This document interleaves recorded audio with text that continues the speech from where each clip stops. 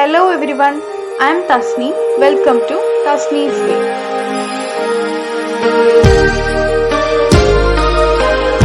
Translation സ്റ്റഡീസിൽ module 3 ആണ് നോക്കുന്നത്. ആദ്യത്തെ ടോപ്പിക്ക് ട്രാൻസ്ലേറ്റിംഗ് പ്രോസ് ആണ്. പ്രോസ് എന്ന് വെച്ചാൽ എന്താ? ഗദ്യം. Prose is a form of written or spoken language that follows the natural flow of speech, uses a language's ordinary grammatical structures, or follows the conventions of formal academic writing. പ്രോസ് എന്ന് പറയുന്നത് ഒരു form of written or spoken language ആണ്. അത് natural flow of സ്പീച്ചിനെ follow ചെയ്യുന്നുണ്ട്. അതുപോലെ തന്നെ ordinary ആയിട്ടുള്ള grammatical structures ആണ് ഒരു ഭാഷേൻ്റെ അത് യൂസ് ചെയ്യുന്നത്. Or follow the conventions of formal academic writing. Formal ആയിട്ടുള്ള അക്കാഡമിക് റൈറ്റിങ്സിൻ്റെ കൺവെൻഷൻസും അത് ഫോളോ ചെയ്യുന്നുണ്ടാവും. അപ്പോൾ ഈ പ്രോസിനെ ട്രാൻസ്ലേറ്റ് ചെയ്യുന്ന കാര്യങ്ങളാണ് ഈ ഒരു മൊഡ്യൂളിൽ പറയുന്നത്, അതായത് ഗദ്യത്തിനെ. Although there is a large body of work debating the issues that surround the translation of poetry, far less time has been spent studying the specific problems of translating literary prose. So, പോയട്രീനെ കുറിച്ചുള്ള കാര്യങ്ങളാണ് നമ്മൾ second മൊഡ്യൂളിലും first മൊഡ്യൂളിലൊക്കെ പറഞ്ഞത്. Translation of poetry ആണ് second മൊഡ്യൂളിൽ focus ചെയ്ത് പറഞ്ഞത്. അപ്പോൾ poetry translate ചെയ്യുമ്പോൾ ഒരുപാട് ഇഷ്യൂസും കാര്യങ്ങളൊക്കെ ഉണ്ട് എന്നുള്ളത് സംസാരിക്കാനും അതിനെക്കുറിച്ച് ചർച്ച ചെയ്യാനൊക്കെ ഒരുപാട് പേരുണ്ടെങ്കിലും വളരെ ചുരുക്കം ആളുകൾ മാത്രമേ ഈ പ്രോസിനെ കുറിച്ച്, ട്രാൻസ്ലേറ്റിംഗ് പ്രോസിനെ കുറിച്ച് പഠനം നടത്താനോ അല്ലെങ്കിൽ അതിൻ്റെ പ്രോബ്ലംസിനെ കുറിച്ച് സ്പെസിഫൈ ചെയ്യാനോ കുറച്ച് പേരേ ഉള്ളൂ. One explanation for this could be the higher status that poetry holds, but it is more probably due to the widespread erroneous notion that a novel is somehow a simpler structure than a poem and is consequently easier to translate. So ഒന്നാമത്തെ ഒരു കാര്യം എന്താ ചെയ്യുന്നത്, ഈ poetry ആണ് ഏറ്റവും കൂടുതൽ ആളുകൾക്ക് അറിയാവുന്ന, അല്ലെങ്കിൽ ഏറ്റവും ഹയർ സ്റ്റേറ്റസ് ഏതിനാണ്? പോയട്രിക്കാണ്. പ്രോസിനെ വെച്ച് നോക്കുമ്പോൾ അല്ലേ, എല്ലാവർക്കും പോയട്രീസിനെ കുറിച്ച് അറിയാം. പോയട്രീസിന് എഴുതാനും കുറേ പേരുണ്ടാവും, അതിനെക്കുറിച്ച് സംസാരിക്കാനും ഒക്കെ കുറേ പേരുണ്ട്. അപ്പോൾ അതുകൊണ്ടാവാം ഈ ഒരു പ്രോസിന് കൊടുക്കുന്ന ഒരു എന്താ പറയുക ഇമ്പോർട്ടൻസ് കുറഞ്ഞു പോകുന്നത്. അതുപോലെ തന്നെ ഈ പറഞ്ഞ പോലെ പ്രോസിനെ ട്രാൻസ്ലേറ്റ് ചെയ്യാൻ മേ ബി ഈസി ആണ് എന്നുള്ളൊരു ധാരണ എല്ലാവർക്കും ഉള്ളത് കൊണ്ടും ആവാം. ഓക്കെ, അപ്പോൾ പോയട്രീനെ ട്രാൻസ്ലേറ്റ് ചെയ്യുന്നത് ഭയങ്കര കഷ്ടമാണ്. നമ്മൾ കഴിഞ്ഞ സെക്കൻഡ് മൊഡ്യൂളിൽ പഠിച്ചല്ലേ, ഒരുപാട് ഇഷ്യൂസ് ഉണ്ട്. അപ്പോൾ അത് ഭയങ്കര ഇഷ്യൂ ആണ്, അതായത് അത് ടഫായിട്ടുള്ളൊരു സംഭവമാണ് ട്രാൻസ്ലേറ്റിംഗ് പോയട്രി എന്നുള്ളത്. പക്ഷേ പ്രോസിനെ വെച്ച് നോക്കുമ്പോൾ അത് അത്ര എന്താ പറയുക വലിയ പ്രശ്നമല്ല എന്നുള്ള രീതിക്ക് ആയതുകൊണ്ടായിരിക്കാം ട്രാൻസ്ലേറ്റിംഗ് പ്രോസിന് പ്രോബബ്ലി പോയട്രീനെ വെച്ച് കമ്പയർ ചെയ്യുമ്പോൾ കുറവ് ഇമ്പോർട്ടൻസ് കൊടുക്കുന്നത്. Moreover, we have a number of detailed statements by poet translators regarding their methodology. We have fewer statements from prose translators. അതുകൊണ്ട് അത് പറയുന്നത് എന്താണ്, ഡീറ്റെയിൽഡ് ആയിട്ടുള്ള സ്റ്റേറ്റ്മെൻറ്റ്സ് പോയറ്റ് ട്രാൻസ്ലേറ്റേഴ്സിന് നമുക്ക് വലിയ മെത്തഡോളജി കാര്യങ്ങളൊക്കെ കിട്ടുന്നുണ്ട്. പക്ഷേ വളരെ ഫ്യൂവർ ആയിട്ടുള്ള സ്റ്റേറ്റ്മെൻറ്റ്സേ പ്രോസ് ട്രാൻസ്ലേറ്റേഴ്സിന് നമുക്ക് ലഭിക്കുന്നുള്ളൂ. Literary prose translation transfers the story written in one language into another. Literary prose translation എന്താണ്? Transfers a story written in one language to another. ഒരു ഭാഷയിൽ നിന്ന് മറ്റൊരു ഭാഷയിലേക്ക് പ്രോസിൻ്റെ സ്റ്റോറി എന്ത് ചെയ്യാണ്? ട്രാൻസ്ഫർ ചെയ്യുകയാണ്. In doing so, the translation seeks to convey the qualities of the original text. Original ടെക്സ്റ്റിൻ്റെ അതേ ക്വാളിറ്റീസ് എന്തായിരിക്കണം? ട്രാൻസ്ലേഷനിലും ഉണ്ടായിരിക്കണം. Prose translation is a recent arrival in ലിറ്ററേച്ചറിലുള്ളൊരു അടുത്തായി വന്നിട്ടുള്ള ഒരു സംഭവമാണ് എന്ത്? പ്രോസ് ട്രാൻസ്ലേഷൻ എന്നുള്ളത്. Until 1709, there was no concept of copyright or copyright infringement. Gradually, increase in literacy among readers reassured that the books were accurately translated. In 1791, Alexander Tytler formulated some essential principles in his essay on the principles of translation. അപ്പോൾ Alexander ടിറ്റ്ലർ എന്ത് ചെയ്തിട്ടുണ്ട്? 1791 principles of translation എന്നുള്ള ഒരു സംഭവത്തിനെക്കുറിച്ച് ഒരു principle എന്ത് ചെയ്തിട്ടുണ്ട്? അദ്ദേഹത്തിൻ്റെ ഒരു എസ്സേയിൽ പബ്ലിഷ് ചെയ്തിട്ടുണ്ട്. So prose translation in the 19th century was concerned with what was not published as with what was. In 1946, the Harville Press was founded to build cultural bridges in Europe following World War II. Prose translation in the 21st century involves working with the author. Translators' personal and emotional response is not considered. Published translations are of a very high quality without which much of the world's literature would be beyond the reach of most readers. അപ്പോൾ ഈ ഒരു 1791 ശേഷമാണ് എന്ത് ഈ ഒരു പ്രോസ് ട്രാൻസ്ലേഷൻ്റെ ഒരു ഇമ്പോർട്ടൻസിനെ കുറിച്ച് അല്ലെങ്കിൽ അതിനെക്കുറിച്ച് വരുന്നത്. 21st സെഞ്ച്വറിയിലാണ് എന്ത് ഈ ഒരു ഓതർ പ്രോസ് ട്രാൻസ്ലേഷനെ കുറിച്ചുള്ള ഇൻവോൾവ്സ് കൊണ്ടുവരുന്നത്. അതുപോലെ തന്നെ ട്രാൻസ്ലേറ്റേഴ്സിൻ്റെ പേഴ്സണലോ ഇമോഷണലോ ആയിട്ടുള്ള റെസ്പോൺസ് ഒരിക്കലും എന്ത് ചെയ്യരുത്, ഇതിൽ കൺസിഡർ ചെയ്യരുത്. അതുപോലെ തന്നെ published translations are of very high quality, ഏറ്റവും ഹൈ ക്വാളിറ്റിയിലായിരിക്കണം പബ്ലിഷ് ചെയ്തിട്ടുള്ള ട്രാൻസ്ലേഷൻസ് എല്ലാം ഉള്ളത്. ഓക്കെ, ഇത്രയാണ് ലിറ്റററി പ്രോസ് ട്രാൻസ്ലേഷനെ കുറിച്ച് പറയുന്നത്. The language proficiency of a prose translator must go beyond the purely lexical and grammatical knowledge of two languages. അത് നമ്മൾ കഴിഞ്ഞ മൊഡ്യൂളിൽ പറഞ്ഞാണല്ലേ, എന്തായാലും ട്രാൻസ്ലേറ്റർ മസ്റ്റായിട്ട് എന്തായിരിക്കണം, രണ്ട് ഭാഷ, അതായത് ടാർഗറ്റ് ലാംഗ്വേജ് ആണെങ്കിലും സോഴ്സ് ലാംഗ്വേജ് ആണെങ്കിലും രണ്ട് ലാംഗ്വേജിലും മസ്റ്റായിട്ട് എന്തായിരിക്കണം, നോളജ് ഉണ്ടായിരിക്കണം. ഗ്രാമറ്റിക്കൽ, ലെക്സിക്കൽ എല്ലാത്തിലും എന്തായിരിക്കണം, നല്ല കഴിവുള്ള ആളായിരിക്കണം. It must also embody an understanding of the culture and the history of the language as well its literature, values and traditions. അപ്പോൾ ഭാഷ മാത്രം അറിഞ്ഞാൽ പോരാ, ആ ഭാഷയുടെ കൾച്ചറിനെ കുറിച്ചും ഹിസ്റ്ററിനെ കുറിച്ചും, ആ ഭാഷേൻ്റെ ഹിസ്റ്ററിനെ കുറിച്ചും ലിറ്ററേച്ചറിനെ കുറിച്ചും വാല്യൂസിനെ കുറിച്ചും ട്രഡീഷൻസിനെ കുറിച്ചും എല്ലാം എന്തായിരിക്കണം, നല്ലൊരു അണ്ടർസ്റ്റാൻഡിങ് ആർക്ക് വേണം, ട്രാൻസ്ലേറ്ററിന് മസ്റ്റായിട്ടും വേണം. Prose translators need to be widely read in the literature of at least two languages so that they have a sense of where a novel belongs in the literature of its original language as well as that of the language it is being translated into. So prose ട്രാൻസ്ലേറ്റേഴ്സിന് എപ്പോഴും എന്തായിരിക്കണം, ലിറ്ററേച്ചറിനെ കുറിച്ച് നല്ല അറിവ് ഉണ്ടായിരിക്കണം, wide knowledge ഉണ്ടായിരിക്കണം. അപ്പോൾ original ലാംഗ്വേജിനെ ആണെങ്കിലും നമ്മുടെ സോഴ്സ് ലാംഗ്വേജ് ആണെങ്കിലും ടാർഗറ്റ് ലാംഗ്വേജ്, രണ്ട് ലാംഗ്വേജിനെ കുറിച്ചും ട്രാൻസ്ലേറ്റ് ചെയ്യാൻ പോകുന്ന ലാംഗ്വേജിനെ കുറിച്ചും എല്ലാം എന്തായിരിക്കണം, നല്ല രീതിയിലുള്ള ലിറ്ററേച്ചറിനെ കുറിച്ചുള്ള അറിവും ഉണ്ടായിരിക്കണം. Moreover, the prose translators can unite some of the following methods to deal with the translation problems efficiently.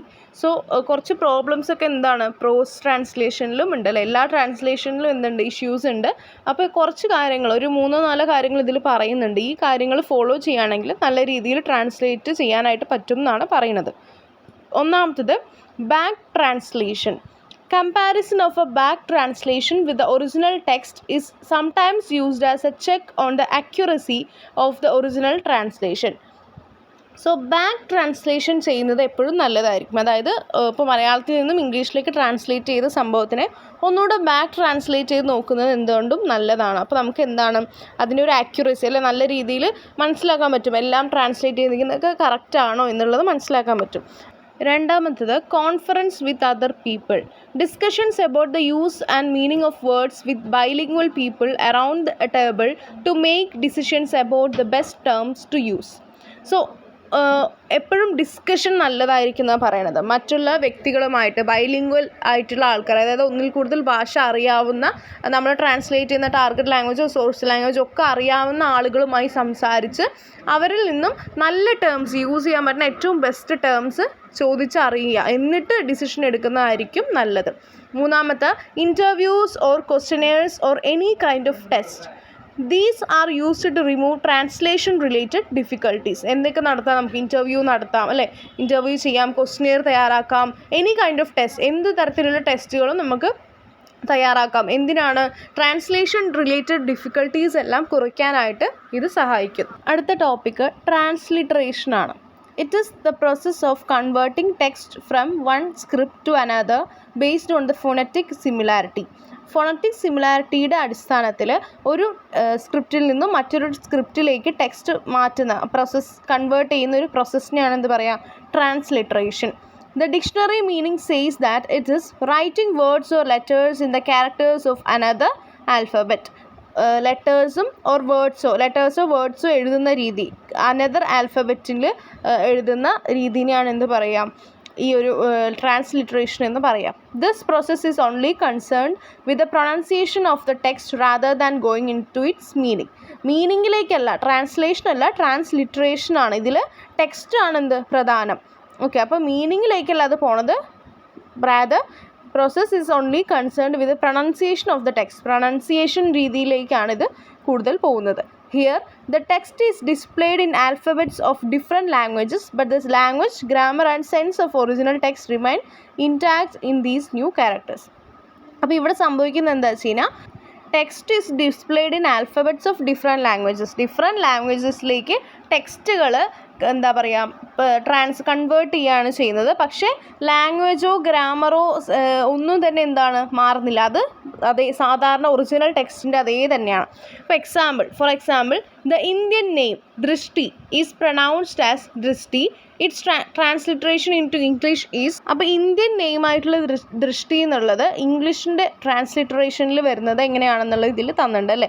അപ്പോൾ ഇത് ഉദ്ദേശിക്കുന്ന ഇതാണ്, ട്രാൻസ്ലിട്രേഷൻ എന്ന് പറയുന്നത് ട്രാൻസ്ലേഷൻ അല്ല, മറിച്ച് ഇപ്പോൾ മലയാളത്തിലുള്ള അല്ലെങ്കിൽ ഹിന്ദിയിലുള്ള ഒരു പേരോ ഒരു ടെക്സ്റ്റിനെ ഇംഗ്ലീഷിലേക്കോ മറ്റ് ലാംഗ്വേജിലേക്കോ നമ്മൾ ട്രാൻസ്ലിറ്റർ ചെയ്യണം. അതായത് അതേ തന്നെ ആയിരിക്കും, പക്ഷേ അവരുടെ ഭാഷയിലുള്ള ആൽഫബറ്റ്സ് യൂസ് ചെയ്തുകൊണ്ട് അത് എഴുതുന്നു എന്ന് മാത്രം. ഓക്കെ, ഇപ്പോൾ ഹിന്ദിയിൽ എഴുതിയിട്ടുള്ള ഒരു ടെക്സ്റ്റിനെ ഇംഗ്ലീഷിൻ്റെ ആൽഫബറ്റ് യൂസ് ചെയ്തുകൊണ്ട് അതേ പേരാണ് എഴുതുന്നത് അല്ലേ. അപ്പോൾ അതിൽ ലാംഗ്വേജ്, അതായത് ഗ്രാമറോ അതിലെ ബാക്കി ടെക്സ്റ്റോ ഒന്നും എന്ത് ചെയ്യുക മാറുന്നില്ല, അതേ സംഭവം തന്നെയാണ് എഴുതുന്നത് അല്ലേ.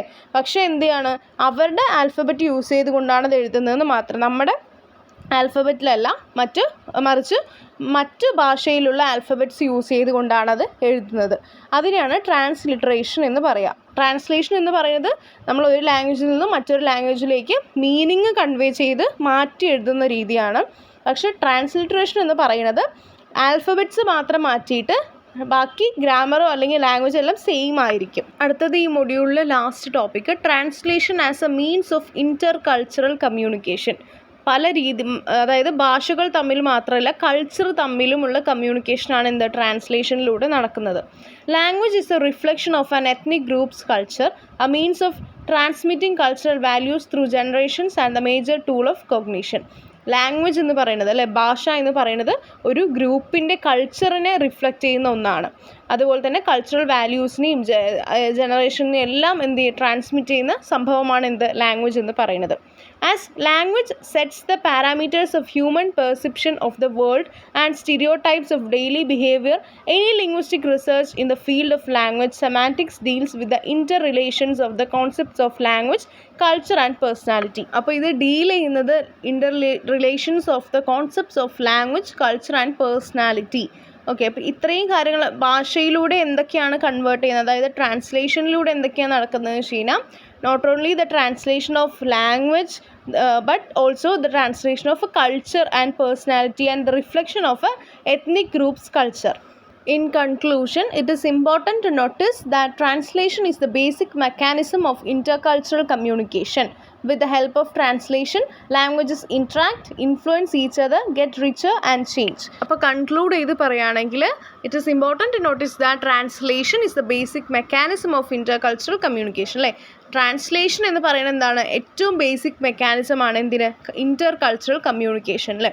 അപ്പോൾ നമ്മൾ ഭാഷകൾ, അതായത് ട്രാൻസ്ലേഷൻ ചെയ്യുമ്പോൾ ഭാഷകൾ മാത്രമല്ല നമുക്ക് അറിയാൻ സാധിക്കുന്നത്, മറിച്ച് ആ ഭാഷയുടെ കൾച്ചർ കൂടിയാണ്. അപ്പോൾ അതാണ് ഇതിൽ പറയുന്നത്. With the help of translation, languages interact, influence each other, get richer and change. ഈ ട്രാൻസ്ലേഷനിലൂടെ സംഭവിക്കുന്ന എന്താണ്, ലാംഗ്വേജസിന് ഇൻട്രാക്ഷൻ നടക്കുന്നു, ഇൻഫ്ലുവൻസ് ചെയ്യുന്നു ഈച്ച് അതർ, പല തരത്തിലുള്ള ലാംഗ്വേജസുമായിട്ട് ഇൻട്രാക്ഷൻ വരുന്നു, ഇൻഫ്ലുവൻസ് ചെയ്യുന്നു തമ്മിൽ. അതുപോലെ തന്നെ ഗെറ്റ് റിച്ചർ ആൻഡ് ചേഞ്ച്. ഈ ഒരു ട്രഡീഷനോ അല്ലെങ്കിൽ കൾച്ചറോ എല്ലാം നമുക്ക് മനസ്സിലാക്കാനും ചേഞ്ച് ആവാനും സാധിക്കുന്നുണ്ട് അല്ലേ. In translation of text representing at certain national culture, not only the target language into which the words naming realities of another culture penetrate, but also the receiving culture is exposed to a certain influence. അപ്പോൾ ഒരു translation നടക്കുമ്പോൾ എന്താണ്, not only the target ലാംഗ്വേജിലേക്ക് മാത്രമല്ല, പക്ഷേ എന്തുണ്ട്, നമ്മുടെ source ലാംഗ്വേജസിലും കൂടെ ഒരു ഇൻഫ്ലുവൻസ്, ലാംഗ്വേജിൻ്റെ അതായത് കൾച്ചറിന് ഒരു ഇൻഫ്ലുവൻസോ എക്സ്പോഷറോ ഒക്കെ ലഭിക്കുന്നുണ്ട് എന്നാണ് പറയുന്നത്.